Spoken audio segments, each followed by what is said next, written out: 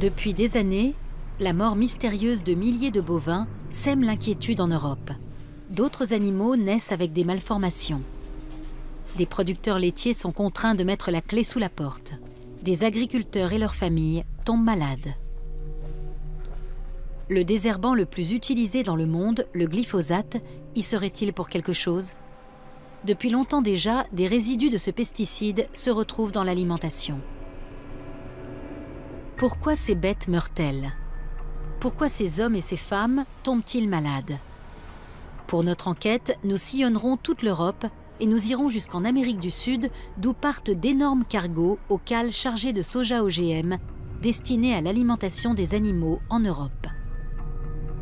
L'agro-industrie du continent américain se caractérise par des cultures OGM et l'emploi massif de substances chimiques.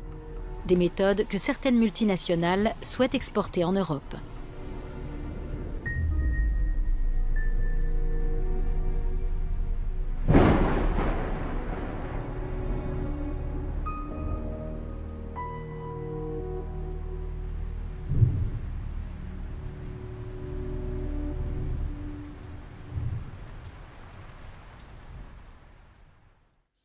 Première étape, les plaines fertiles du Schleswig-Holstein, dans le nord de l'Allemagne. Avec, comme ici, de nombreuses exploitations familiales transmises de génération en génération. Avec des vaches aussi, sagement alignées dans l'étable. L'image même d'une idylle paysanne. À première vue, tout paraît normal.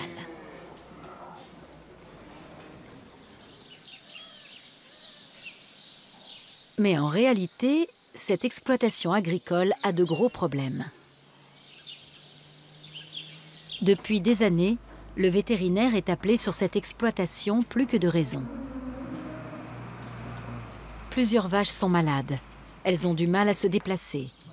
Au cours des 3 dernières années, l'éleveur Heinz Hecht a perdu une 50aine de vaches. Au début, on a 2 vaches maigres, pas de quoi s'affoler. Mais un beau jour, on en a 20 et les premières y passent. C'est là qu'on se dit qu'il faut réagir, mais en général, il est déjà beaucoup trop tard. Les bêtes ne sont pas les seules à tomber malades. L'éleveur se plaint lui aussi de problèmes de santé toujours plus fréquents.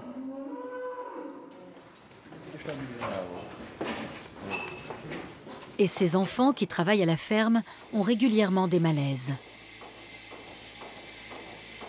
Jana a 23 ans et c'est surtout la traite qui l'incommode. Quand je vais à l'étable après la pause de midi, j'ai souvent des nausées. Et quand je rentre après la traite, que je prends ma douche et que je m'allonge pour me reposer, c'est pareil. Je me sens étourdie comme après un tour de montagne russe. Au cours des 10 dernières années, le vétérinaire Arim Gerlach a rencontré de nombreuses fermes dans le même cas. Certaines ont perdu des centaines de bêtes. Le fait que les agriculteurs tombent malades à leur tour n'a rien de nouveau pour lui.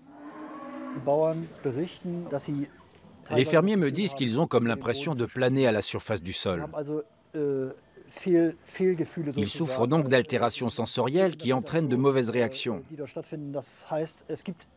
Ça signifie que quelque chose influe sur le cerveau ou le système nerveux et provoque ce genre de sensation. Si je n'avais pas eu le soutien de mes enfants, j'aurais fermé boutique à l'automne dernier déjà. Un hôtel près de Bad Fallingbostel, un village du nord de l'Allemagne. En 2011, des agriculteurs sinistrés y organisaient une réunion. Beaucoup d'entre eux ont tout perdu. Eux-mêmes sont tombés malades. Certains ont même dû être hospitalisés. C'était vraiment l'enfer. Quand on a dit qu'on avait des problèmes, c'est-à-dire avant qu'on atterrisse à l'hôpital, les services sanitaires sont venus chez nous à la ferme. Ils ont dit qu'il n'y avait pas de problème, qu'on pouvait faire la traite en portant des masques et des combinaisons, et qu'on n'avait qu'à prendre une douche après chaque traite. Mais quand il faut traire les vaches en portant des combinaisons et des gants, et se doucher à chaque fois après, je me demande à quoi bon continuer à traire ces vaches, puisqu'il est évident que la ferme a un gros problème. Certains agriculteurs ici présents ont dû abandonner la production laitière et se sont retrouvés sans ressources. Mario Couder est l'un d'eux. Nous avons filmé ses revers de fortune pendant plusieurs années. Lui aussi a perdu des centaines de vaches laitières. À l'époque, en 2011, il y avait encore de la vie dans son étable. Mais cette vie valait-elle le coup d'être vécue? Sur le flanc, on voit son ventre complètement rétracté. Et voyez comme elle marche. Ça me fend le cœur de voir ça.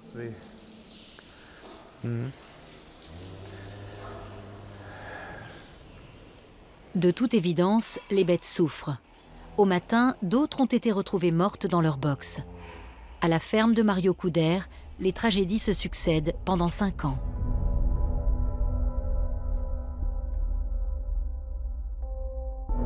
Des vaches meurent, tout comme des veaux souvent mal formés.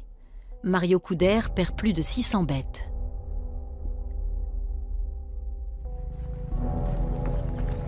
Par crainte d'une épizootie, l'injection létale devient courante. À cette époque, l'exploitation est au bord du dépôt de bilan. Le soutien des autorités est quasi inexistant. Comme beaucoup d'autres agriculteurs, Mario Couder a de graves problèmes de santé. Il va de médecin en médecin. Monsieur Couder est un homme très malade. Son tableau clinique est nouveau et ne fait l'objet d'aucune recherche. En tant que médecin, nous ne savons rien de l'évolution de ces maladies. Et nous ignorons s'il nous sera possible de délivrer un traitement approprié. À ce jour, les maladies des agriculteurs n'ont guère suscité de réaction de la part des autorités. Et contre toute vraisemblance, l'agonie du bétail est exclusivement attribuée à une mauvaise gestion des exploitations. Mais l'espoir renaît quand la faculté de médecine vétérinaire de Leipzig se penche sur le problème. Après des mois d'analyses minutieuses, l'équipe scientifique dirigée par le médecin vétérinaire et microbiologiste Monika Krüger retient la piste d'une bactérie extrêmement toxique. Son nom ? Clostridium botulinum. La présence de toxines sécrétées par cet agent pathogène est constatée dans les excrétions comme dans les organes des animaux. Et il s'avère que l'éleveur a lui aussi été en contact avec ces dangereuses toxines. On a découvert qu'il était porteur d'anticorps contre ce type spécifique de toxine, ce qui signifie forcément que son organisme a dû se défendre contre cette toxine. Sinon, il n'aurait pas développé ces anticorps. Alors pourquoi certaines fermes en sont-elles mortellement touchées et d'autres pas? Parce qu'il faut savoir qu'en réalité, ces germes pathogènes sont très répandus dans la nature. Plus d'1 année passera avant que les chercheurs ne fassent une découverte décisive. L'urine des animaux étudiés contient un taux élevé de glyphosate. Et des résidus de ce désherbant se trouvent aussi dans l'organisme de l'éleveur. Mais l'établissement d'un lien entre la bactérie Clostridium botulinum et le glyphosate s'avérera compliqué. Au cours d'analyse, nous avons recherché des urines négatives chez les collaborateurs de mon institut. Personne n'a été négatif, moi non plus. Tout le monde était contaminé? Tout le monde avait des taux de glyphosate plus ou moins élevés, mais curieusement, tout le monde était positif. Ce qui veut dire que le glyphosate est partout, apparemment. C'est la conclusion qu'on pourrait en tirer. Une conclusion surprenante? Pas vraiment, car le glyphosate est le désherbant le plus utilisé dans le monde. Conçu et commercialisé par la multinationale nord-américaine Monsanto sous le nom de Roundup. On le trouve dans presque chaque jardin et toutes les grandes surfaces de bricolage. Aujourd'hui, la grande majorité des fabricants de produits phytosanitaires ont au catalogue un herbicide à base de glyphosate. Rien qu'en Allemagne, on utilise cette substance à raison de 6000 tonnes par an avec une tendance à la hausse. Les jardiniers amateurs et les concierges d'immeubles s'en servent pour garder leurs allées bien proprettes, dépourvues de toute mauvaise herbe. Mais le glyphosate est également employé en quantité énorme dans l'agriculture. C'est un désherbant total qui éradique toutes les plantes naturelles. C'est la raison pour laquelle on l'applique souvent avant les semis pour éliminer toute forme de végétation. La limite d'épandage passe au milieu de ce champ.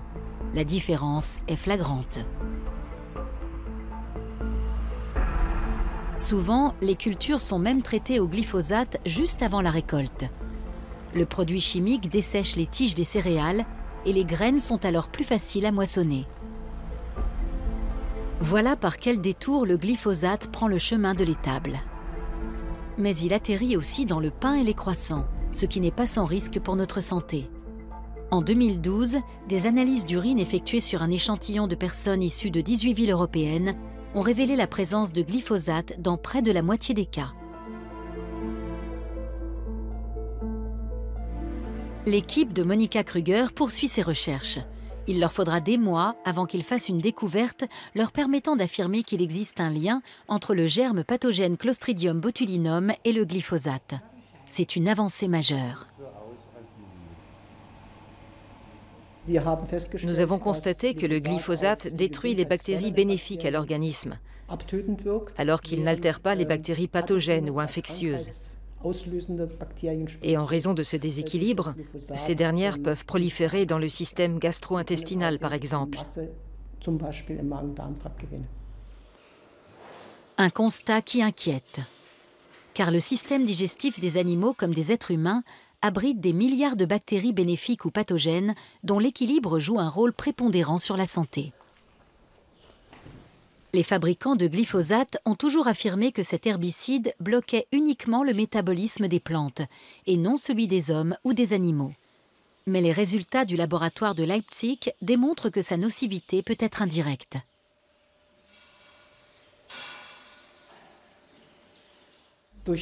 L'absorption de glyphosate provoque un déséquilibre de la flore intestinale et certaines bactéries prennent alors le dessus, alors qu'elles n'auraient jamais pu le faire dans des conditions physiologiques normales.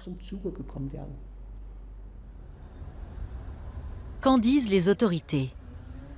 Au sein de l'Union européenne, l'instance chargée de faire toute la lumière sur le glyphosate est l'Institut fédéral allemand d'évaluation des risques à Berlin. Une instance qui ne cesse de récuser l'éventuelle toxicité animale du fameux herbicide. En janvier 2014, à Berlin, ce même institut organise un colloque qui restera dans les annales. Dans son discours d'inauguration, son directeur tient immédiatement à préciser que cette manifestation était due à la multiplication des études dénonçant les dangers du glyphosate et aux craintes des consommateurs quant à la toxicité des aliments. Dans le domaine des herbicides à large spectre, comme le glyphosate, les déclarations publiques se multiplient ces derniers temps en ce qui concerne justement la toxicité et le danger sanitaire du glyphosate. Les responsables de l'Institut font savoir qu'ils ont réexaminé des centaines d'études avec le plus grand soin, sans toutefois préciser que la majorité d'entre elles ont été réalisées à la demande de fabricants d'herbicides. Après cette réévaluation des risques, les autorités allemandes réaffirment en tout cas leur position de principe à l'égard du glyphosate. Le glyphosate n'est pas cancérigène, il n'engendre pas de malformation du fœtus et n'est pas mutagène. Pourtant, les études indépendantes qui se multiplient dans le monde entier aboutissent à des résultats diamétralement opposés. Nous partons pour Barjac, dans le sud de la France, pour assister à un congrès de chercheurs français menant des études approfondies sur le glyphosate depuis de longues années.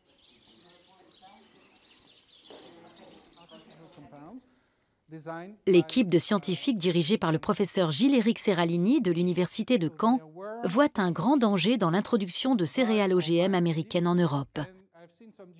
Modifiées pour résister au glyphosate, ces plantes transforment l'utilisation du pesticide en rouage essentiel du business des OGM. Une évolution qui, pour les chercheurs français, serait fortement sujette à caution du point de vue scientifique. Les études préalables aux autorisations de mise sur le marché sont inexistantes ou lacunaires. Nous travaillons sur ce sujet parce que 99,9% des OGM résistent aux pesticides. Ils ont été conçus pour ça. Les chargés de communication de l'industrie des OGM ont déployé des efforts considérables pour cacher cette réalité. Ils abordent de nombreux sujets, mais jamais celui-là. L'équipe du professeur Gilles-Éric Seralini a mené une expérience à long terme sur des rats de laboratoire nourris avec des plantes génétiquement modifiées, générant elles-mêmes des pesticides.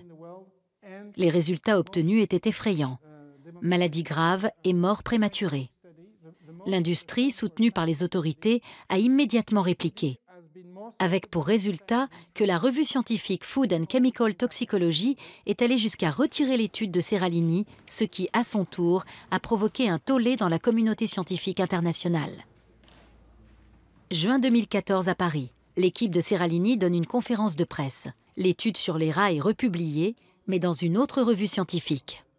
Aujourd'hui, nous avons, donc je vais commencer par elle, republié cette étude avec de nouvelles données. Et ces nouvelles données montrent que l'herbicide principal du monde, le Roundup, provoque de graves perturbations hépatiques et rénales, provoque aussi des perturbations au niveau des hormones sexuelles et provoque aussi des effets au niveau des tumeurs mammaires. C'est un cri d'alarme. L'évaluation des produits chimiques, et en particulier des pesticides et des OGM, l'évaluation actuelle n'est pas du tout apte à protéger la santé de la population mondiale. Je vous remercie. En dépit des conclusions émises par les autorités, les doutes concernant l'innocuité du glyphosate se multiplient aussi en Allemagne. Au cours de l'été 2013, un éleveur de porcs danois apporte des porcelets congelés à l'Institut de recherche de Monika Krüger.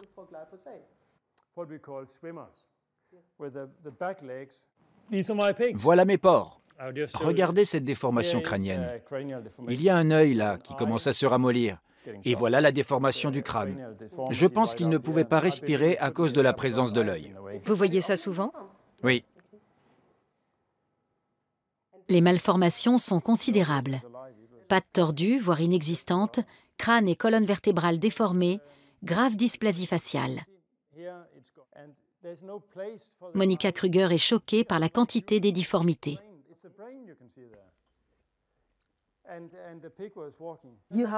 Nous avons là une population importante de porcelets atteints d'anomalies spinales. On voit nettement un trou dans leur crâne qui ne s'est pas fermé. Et l'éleveur m'a dit que ces porcelets étaient nés vivants et qu'on pouvait voir les pulsations de leur cerveau. Pour l'éleveur Ib Pedersen, l'origine de ces malformations ne fait aucun doute.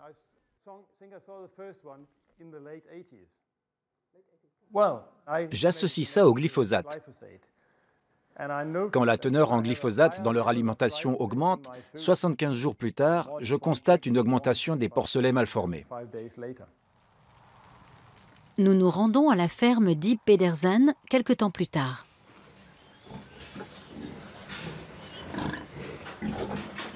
Son élevage compte environ 3000 porcs.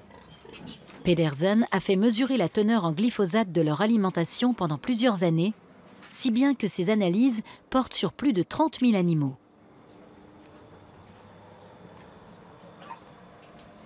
Ce porcelet est né aujourd'hui.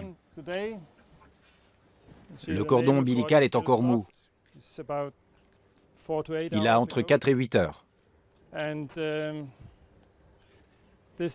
Il ne vivra pas. Il ne peut pas boire. Il n'a pas de nez pour respirer. Il doit respirer par la bouche. C'est le type de malformation le plus souvent observé. La tête est complètement déformée. Un spectacle affligeant devenu habituel. Des porcelets malformés dont beaucoup ne sont pas viables. Ce petit est condamné parce qu'il n'est pas capable de boire. Pedersen affirme que ces analyses révèlent clairement une corrélation entre la quantité de résidus contenus dans l'alimentation des porcs et le taux de malformation. Sa conclusion : j'ai constaté le phénomène suivant. Si la teneur en glyphosate de l'alimentation passe de 0,2 g par tonne à 1 g par tonne, 5 fois plus, alors on aura 5 fois plus de malformations chez mes truies. C'est très marqué. En Europe, la majeure partie de l'alimentation des vaches et des porcs est composée de céréales et de soja OGM. Et bien que Pedersen n'en donne plus à ses bêtes depuis longtemps, leur fourrage génétiquement non modifié contient du glyphosate, en quantité moindre certes, mais tout de même. L'alimentation d'élevage à base d'OGM coûte moins cher et fait l'objet d'importations massives. L'essentiel du fourrage donné aux animaux d'élevage en Europe provient des États-Unis et d'Amérique du Sud. Quelques semaines plus tard, les analyses effectuées à l'université de Leipzig sur les porcelets de Pedersen sont terminées.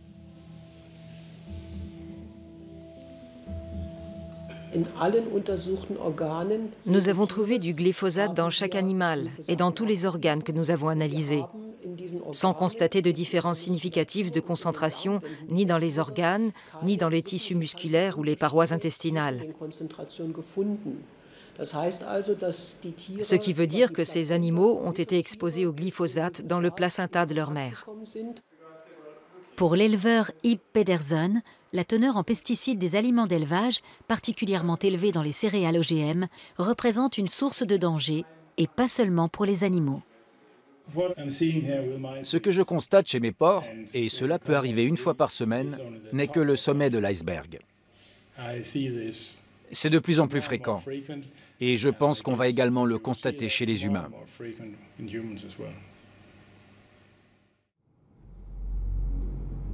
Une telle horreur dans la population humaine? Des paroles dures à entendre. Si c'était vrai, n'aurions-nous pas déjà observé ce phénomène dans les pays d'où proviennent ces céréales contaminées aux pesticides, là où l'agriculture repose entièrement sur l'utilisation de substances chimiques? Nous partons pour l'Amérique du Sud. Depuis une vingtaine d'années, de vastes champs traversés de lignes droites marquent le paysage de l'Argentine. Les terres arborées et les pâturages où paissaient les troupeaux de bœufs argentins ont cédé la place au soja, cultivé à grande échelle. Partout, des tracteurs pulvérisent des pesticides. Rien de surprenant puisqu'à l'instar des États-Unis, l'Argentine a opté pour la culture d'OGM et avant tout de soja, dont 90% des champs sont semés en soja transgénique, c'est-à-dire en soja modifié pour résister au glyphosate.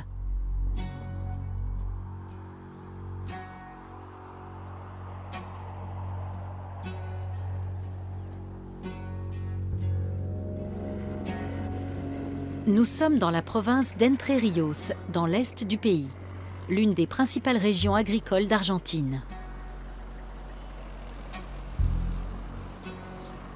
En discutant avec les habitants, nous apprenons que l'utilisation massive de pesticides suscite de nombreuses craintes. Beaucoup de gens y voient la cause d'une forte augmentation des maladies. On nous raconte que les enfants seraient même empoisonnés dans leur école. Ici, dans la campagne à proximité du village de Santa Anita, les champs s'étendent à perte de vue. Dans cette zone rurale, l'école est entourée de cultures. Il y a 3 jours à peine, les élèves ont été victimes d'un épandage de pesticides par avion. Nous rencontrons les mères de quelques élèves ainsi que la directrice. Toutes sont très inquiètes. On a alerté l'hôpital et une ambulance est arrivée. Ils ont commencé à soigner les enfants. Un agent de police qui se trouvait là devant avec sa voiture est monté sur son véhicule et a fait de grands gestes en direction de l'avion qui se dirigeait d'est en ouest. Mais le vent, lui, soufflait vers le nord. Du coup, comme vous vous en doutez, le produit toxique est arrivé droit sur l'école. Malgré le policier qui lui faisait de grands signes et une ambulance dans la cour de l'école, l'avion a continué de pulvériser. Nous apprenons que ce genre d'incident fait régulièrement la une des journaux argentins. En raison des épandages effectués tout près des écoles, les enfants sont constamment en danger. La directrice a filmé avec son téléphone portable l'avion qui est passé devant l'école.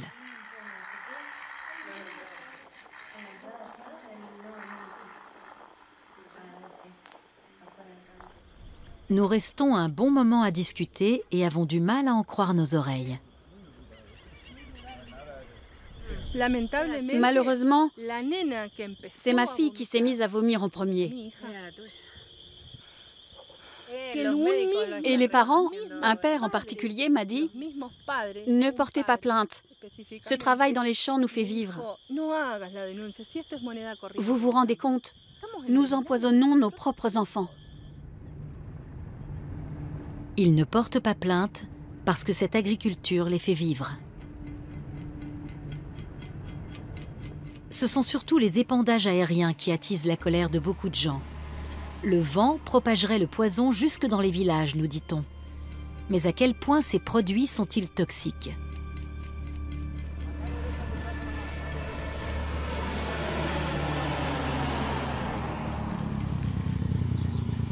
Nous rencontrons Fabian Tomasi. Pendant 2 ans et demi, il a rempli les réservoirs des avions d'épandage. Jusqu'au jour où il est tombé malade au point de ne plus pouvoir travailler. Il a tout juste 49 ans et il se trouve être devenu entièrement dépendant de sa mère. Fabian nous raconte que sa santé a commencé à se dégrader à l'époque où il travaillait pour l'entreprise agricole.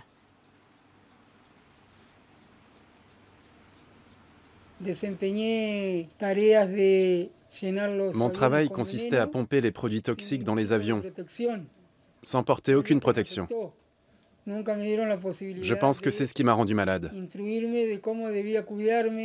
Je n'ai jamais reçu d'instruction ou de formation quant à la manière de me protéger de ces poisons. J'ai donc arrêté lorsque les médecins m'ont diagnostiqué une polyneuropathie toxique sévère.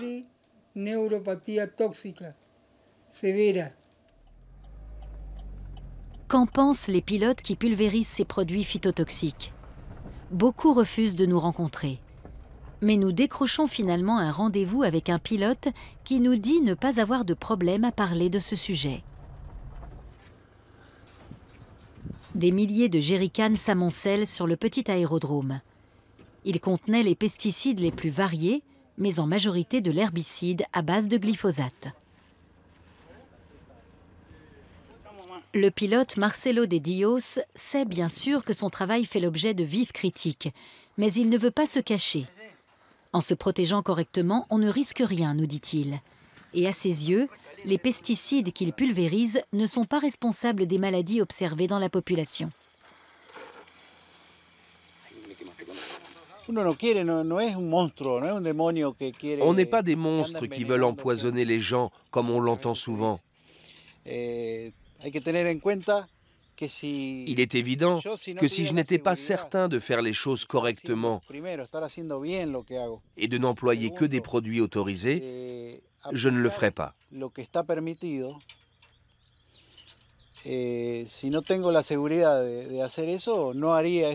Pourquoi? Parce que sinon, ça pourrait m'affecter moi, mes enfants ou mes petits-enfants qui vivent dans la ville où je travaille et qui viennent parfois me voir sur mon lieu de travail. Le choix du pesticide et son dosage relèvent de la responsabilité des ingénieurs agronomes. Ce jour-là, l'un de ces agronomos, comme on les appelle ici, est justement sur place. Oscar Henderson fait ce travail depuis de longues années. Lui aussi connaît les controverses sur les épandages aériens à proximité des écoles et les maladies qui y seraient liées. Selon lui, beaucoup de gens n'agiraient pas de façon responsable dans leur travail. Par ailleurs, il ne faut pas oublier qu'ils sont soumis à des contraintes. Parfois, les gens utilisent des produits interdits sans le savoir dans ces zones.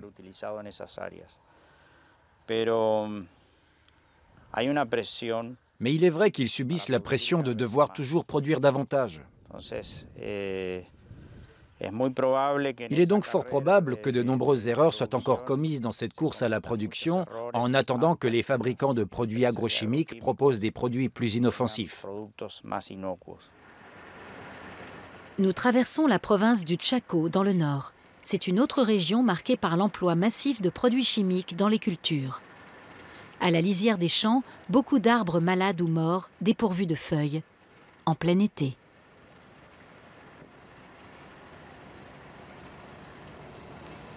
Le village d'Aviateray est situé au cœur de l'un des greniers de l'Argentine. Les habitants sont pauvres, beaucoup sont malades, nous a-t-on dit. rendus malades par des produits chimiques. L'eau courante n'existe pas. Les gens recueillent l'eau de pluie dans des réservoirs installés sur les toits ou dans les jardins.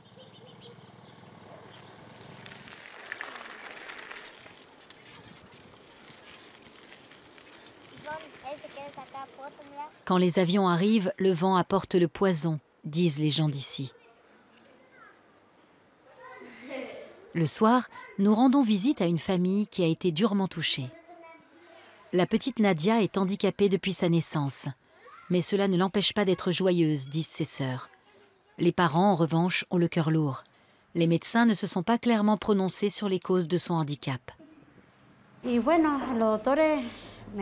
Les médecins m'ont souvent dit que ça pouvait être dû aux produits phytotoxiques, au poison.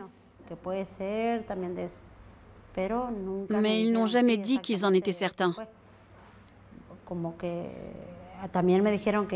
D'après eux, ça pourrait aussi être génétique. Mais personne dans la famille n'a eu ça avant. Par contre, on était entouré de produits toxiques à l'époque de ma grossesse. Ils pulvérisaient beaucoup de produits de traitement avec des avions.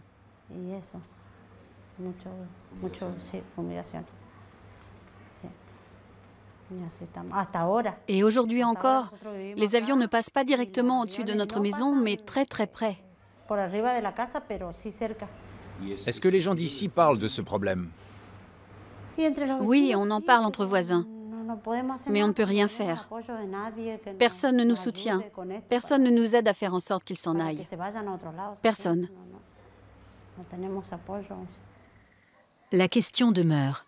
Les produits phytosanitaires sont-ils réellement en cause? Le glyphosate et ses adjuvants chimiques peuvent-ils avoir de telles conséquences? Provoquer de telles infirmités? Les gens n'auraient-ils pas tendance à extrapoler pour trouver une explication à leur malheur?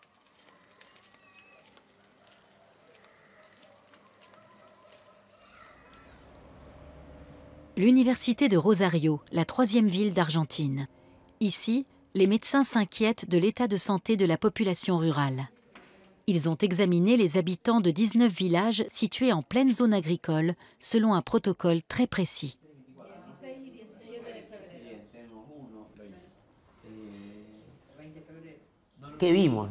Qu'avons-nous constaté? Au cours de ces dernières années, nous avons avant tout constaté une augmentation du nombre de cancers, ainsi qu'une augmentation des cas de leucémie et de lymphome non-hodgkinien, touchant des sujets de plus en plus jeunes. Le nombre de fausses couches a également augmenté, alors que le nombre de grossesses a diminué dans ces zones. Ensuite, on a vu apparaître des cas de malformations congénitales qui n'existaient pas dans cette région auparavant, dans des proportions alarmantes. Dans des petites localités de 4000 habitants, le nombre d'enfants naissant avec des malformations dépasse toute prévision épidémiologique.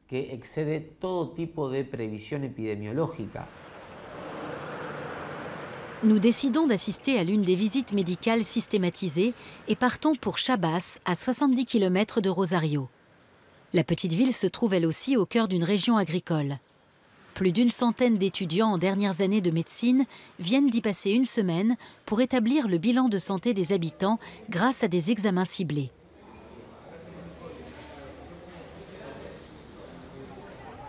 Pendant plusieurs jours, ils ont fait du porte-à-porte pour interroger les gens sur leurs troubles.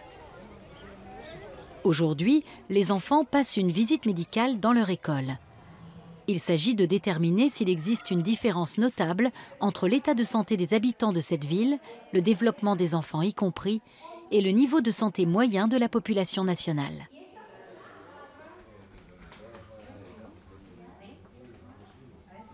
Livre. Livre. Cidre. Cidre. Boule. Boule. Durant la semaine des examens, le chef du projet vient régulièrement à Chabas pour se faire une idée. Les premiers résultats indiquent des phénomènes identiques à ceux observés dans les autres localités, c'est-à-dire une augmentation des cas d'hypothyroïdie, de cancer, de maladies respiratoires, de malformations et de fausses couches. Edgar Fontanelas et sa famille habitent un village non loin de Chabas. Chirio, son fils âgé de 3 ans, avait une sœur jumelle dans le ventre de sa mère. mais elle est morte avant la naissance.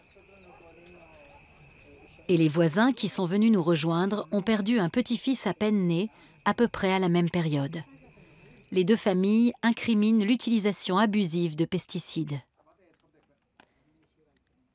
Edgar Fontanellas croit même connaître le jour exact où le malheur les a frappés. C'était le 22 janvier 2011. Ils ont pulvérisé des produits phytosanitaires en face de leur maison et devant la nôtre, avec un tracteur énorme. On ne savait pas encore que Maria Luisa était enceinte.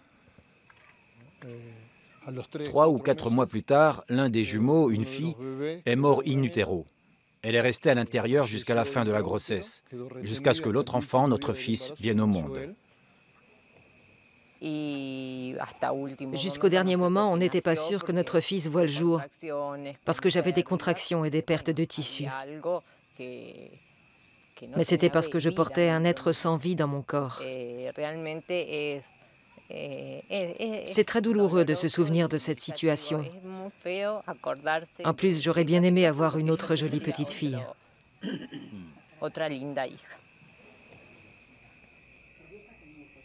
Des cas isolés? Ou est-ce qu'il y a réellement un lien entre ces tragédies et les pesticides? En 2010, une commission d'enquête gouvernementale a été créée pour enquêter sur d'éventuelles corrélations. Elle s'est appuyée sur les statistiques sanitaires de communes où les cas de maladies, de fausses couches et de malformations chez les nouveau-nés avaient explosé.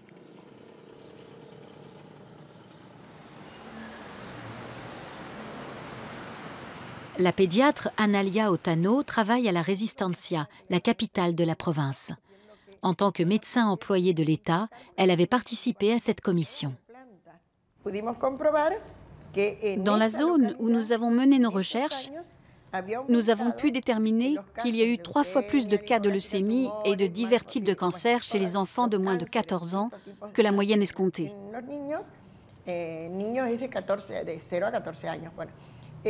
comparé à d'autres décennies, le nombre de cas de malformation avait quadruplé.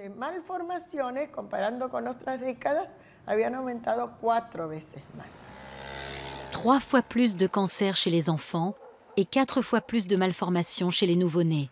Un constat qui fait froid dans le dos. De plus, la commission a constaté une diminution du nombre de maladies à mesure que la distance entre les villages et les cultures traitées aux pesticides augmentait.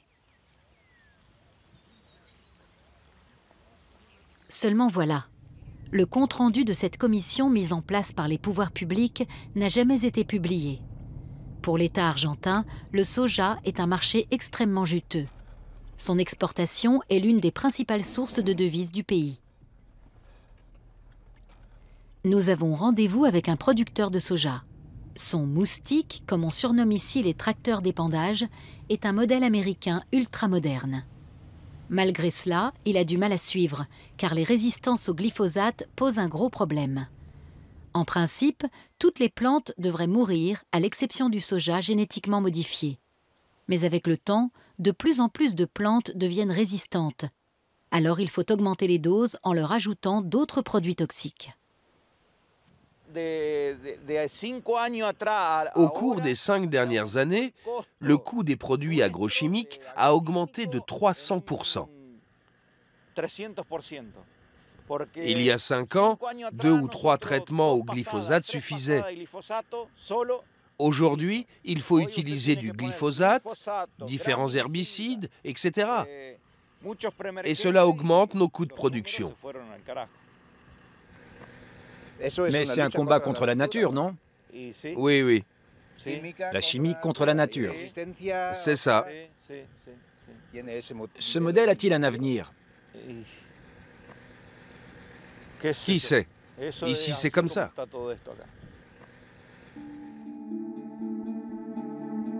Face aux résistances et aux pathologies végétales observées dans les immenses monocultures, les agriculteurs utilisent des cocktails chimiques de plus en plus agressifs et entretiennent ainsi un véritable cercle vicieux. Au sein de la population, ce bouleversement écologique soulève de plus en plus de critiques. De notre point de vue, les pouvoirs politiques ne se rendent absolument pas compte de la gravité de la situation.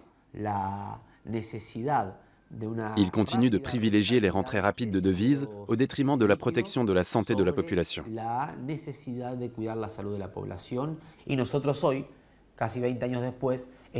Aujourd'hui, presque 20 ans plus tard, nous pouvons sans l'ombre d'un doute voir l'impact des substances chimiques sur la santé des gens. Et leur utilisation a systématiquement augmenté ces 20 dernières années.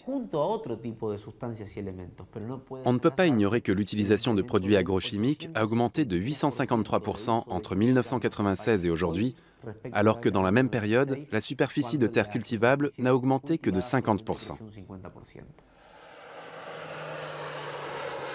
L'industrie avait promis de réduire l'emploi de substances chimiques dans les cultures OGM et d'utiliser des produits moins toxiques. Mais d'après ses pourfendeurs, il s'est produit l'inverse. Une stratégie gagnante pour l'industrie qui double ses profits en vendant à la fois ses semences OGM et les poisons qui s'y rattachent. Les matières fourragères exportées vers l'Europe proviennent également d'ici. Une marchandise bon marché que la population argentine paye visiblement au prix de sa santé. Les cliniques pédiatriques d'Argentine signalent une augmentation des cas de malformation chez les nouveau-nés. Le père du professeur Verzegnassi est médecin dans l'une de ces cliniques. Ces photos ont été prises à l'unité de soins intensifs. Les malformations sont connues. Des études de scientifiques argentins les ont décrites comme étant dues aux pesticides et en premier lieu au glyphosate et à ses adjuvants. Voici des photos que mon père a prises à l'hôpital de Paraná, à Entre Ríos. Ça, c'est un syndrome de malformation congénitale qui peut survenir lorsqu'un fœtus est exposé à des produits agrochimiques, comme par exemple le glyphosate. En plus de ce syndrome appelé sirénomélie, qui est une altération des gènes OX qui empêche le développement des deux membres inférieurs, nous observons un accroissement de la taille de la tête que l'on appelle acromégalie.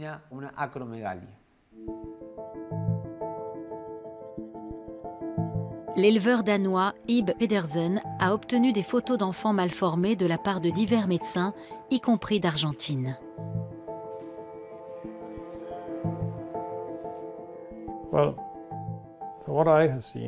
Ce que j'ai constaté chez mes porcs, je l'ai vu sur des photos d'enfants argentins ou d'Amérique du Nord, victimes de malformations infantiles liées à l'emploi du glyphosate.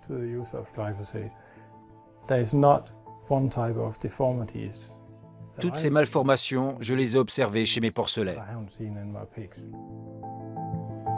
À ce jour, les autorités américaines ou européennes renvoient aux nombreuses études menées par l'industrie qui réfutent toute toxicité notoire du glyphosate. Parallèlement, les études indépendantes qui se multiplient dans le monde entier concluent à un alarmant potentiel de danger. Actuellement, le traité de libre-échange transatlantique abrégé TAFTA est en cours de négociation. L'un des objectifs des États-Unis est d'ouvrir l'Europe à la culture de céréales génétiquement modifiées résistantes aux herbicides, donc en faveur d'une agriculture industrielle totalement dépendante de l'agrochimie.